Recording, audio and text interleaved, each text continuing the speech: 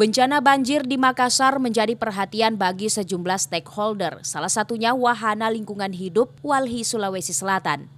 Dalam rapat koordinasi khusus yang digelar oleh pemerintah Kota Makassar di salah satu hotel di Makassar, Direktur Walhi Muhammad Albin memberikan beberapa masukan rekomendasi untuk memitigasi bencana banjir yang terjadi di Kota Makassar.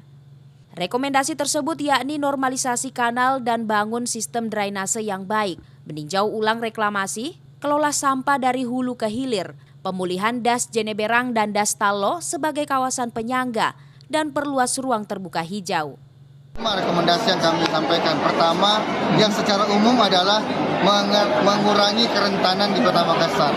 Yang pertama adalah Kota Makassar perlu memperluas ruang terbuka hijaunya, ruang atau daerah resapan airnya, karena tren iklim ke depan itu curahnya akan terus tinggi dan makin tinggi, sehingga kota ini harus punya daya resap yang kuat.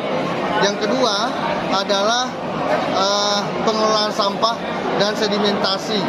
Itu juga harus kita jaga, harus kita lakukan, mengingat karena banyak sampah-sampah itu yang tergenang atau yang masuk ke gorong-gorong, masuk ke drainase, dan itu menghambat laju mengalirnya air sampai ke muara.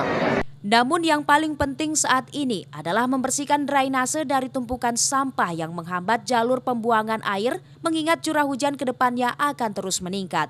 Mulyadi, Fajar TV dan Fajar Radio melaporkan.